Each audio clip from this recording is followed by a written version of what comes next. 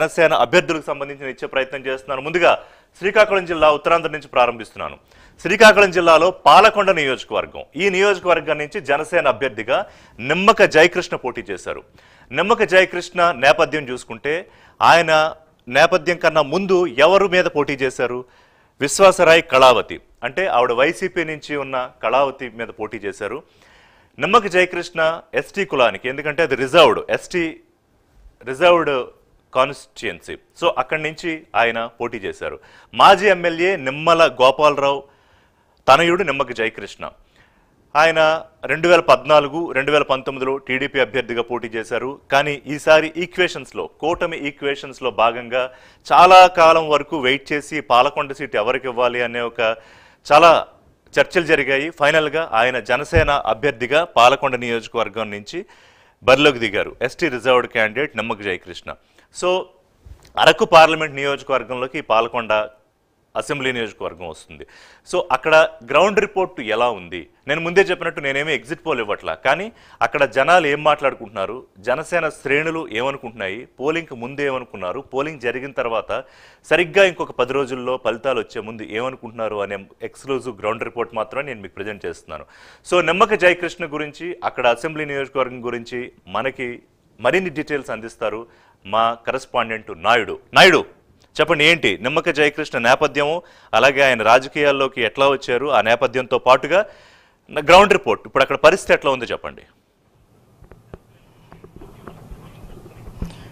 Good evening. ఇప్పుడు ఇది ఏదైతే ఇప్పుడు మనం మాట్లాడుకుంటామో ఇది పూర్తిగా శ్రీకాకుళం జిల్లాకి చెందిన నియోజకవర్గం. శ్రీకాకుళం జిల్లాలో చెందినప్పటికీ కూడా అరకు పార్లమెంటు నియోజకవర్గంలోకి వస్తున్నటువంటి పాలకొండ అయితే మాత్రం పూర్తి స్థాయిలో ఇది ఎస్టీ నియోజకవర్గం. ఎస్టీ నియోజకవర్గంలో బాగా చదువుకున్న వ్యక్తుల్లో అయితే మాత్రం నిమ్మక జయకృష్ణ కూడా ఒకరు వస్తారని కూడా మనం చెప్పుకోవచ్చు. ఎందుకంటే ఈయన ఎంఎస్సీ కూడా కంప్లీట్ చేయడం జరిగింది.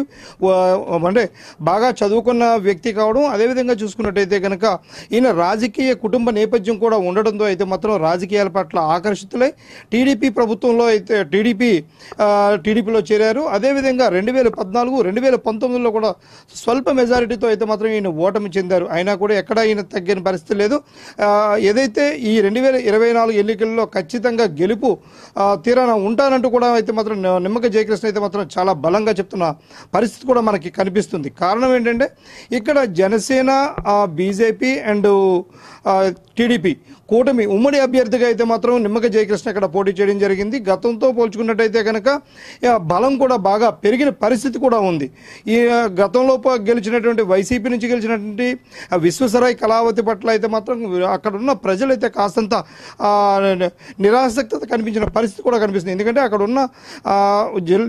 ఉన్నటువంటి పరిస్థితులు అన్నింటిలో చూస్తుంటే రోడ్లు, కనీస వసతులైనటువంటి రోడ్లు కూడా ఏర్పాటు చేయలేని దుస్థితి దాపురించడంతో అయితే మాత్రం వైసీపీ పట్ల ప్రజలందరూ కూడా చాలా నిరాసక్తత కనిపించారు. అదేవిధంగా విశ్వసరాయ్ కళావతిని గతంలో చూస్తున్నాం కాబట్టి బాగా చదువుకున్న వ్యక్తి అయిన నిమ్మక జయకృష్ణ పట్ల అయితే మాత్రం పూర్తిగా ఆకర్షితులైన పరిస్థితి కూడా కనిపిస్తుంది.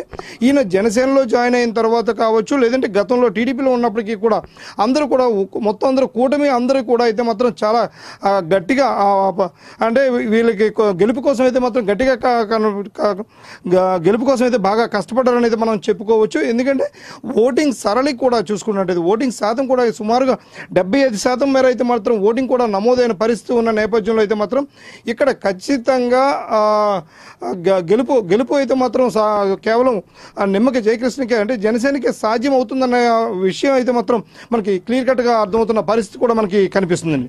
రైట్ నాయుడు. సో నాయుడు అందిస్తున్న గ్రౌండ్ రిపోర్ట్ ప్రకారం అర్థమవుతున్న విషయం ఏంటంటే ఒక క్లియర్గా రాజకీయ నేపథ్యం ఉన్న కుటుంబం నుంచి వచ్చారు, చదువుకున్న వ్యక్తి, అలాగే అక్కడ ఉన్న అపోజిషన్ అభ్యర్థి మీద ఉన్న వ్యతిరేకత, ఇవన్నీ కలిసి చూసుకుంటే ఓవరాల్గా అక్కడ